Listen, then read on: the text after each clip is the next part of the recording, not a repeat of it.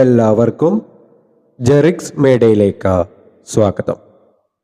തിരുവനന്തപുരത്ത് ക്രിമിനൽ പശ്ചാത്തലമുള്ള ബംഗ്ലാദേശികൾ വ്യാജ രേഖകളുമായി അന്യസംസ്ഥാന തൊഴിലാളികളുടെ കൂട്ടത്തിൽ നഗരത്തിലേക്ക് നുഴഞ്ഞുകയറിയതായി സൂചന.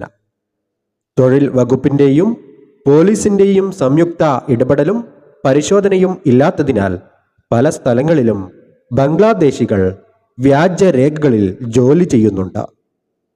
കുറച്ചു നാളുകൾക്ക് മുമ്പ് ബംഗ്ലാദേശ് സ്വദേശികളായ 3 പേരെ നെട്ടയത്തെ നിർമ്മാണ തൊഴിലാളികളുടെ താമസ സ്ഥലത്തു നിന്ന് പിടികൂട്ടിയിരുന്നു. കഴിഞ്ഞ ദിവസം ബ്രഹ്മോസിന് സമീപത്തു നിന്ന് ഒരാളെ പിടികൂട്ടി.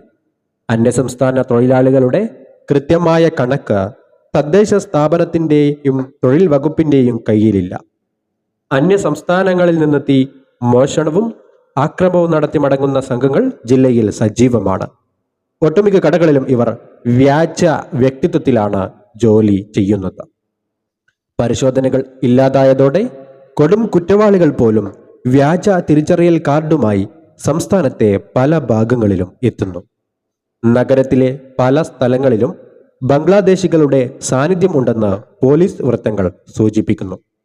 അതീവ സുരക്ഷാ മേഖലകൾക്ക് സമീപവും ഇവരുടെ സാന്നിധ്യമുണ്ട്. നിർമ്മാണ പ്രവർത്തനങ്ങളിൽ മുതൽ കടകളിലെ ക്യാഷർ ജോലികൾ വരെ ഇവർ ചെയ്യുന്നു. ബംഗാൾ അതിർത്തി വഴി ഇന്ത്യയിലേക്ക് നുഴഞ്ഞു കയറിയ പണം നൽകി ആധാർ കാർഡും മറ്റു രേഖകളും ബംഗ്ലാദേശ് സ്വദേശികൾ കൈക്കലാക്കും. കൂടുതൽ പേർ നിർമ്മാണ പ്രവൃത്തികളുടെ കരാറെടുത്ത ആൾ വഴിയാണ് ജോലിക്ക് കയറുന്നത്.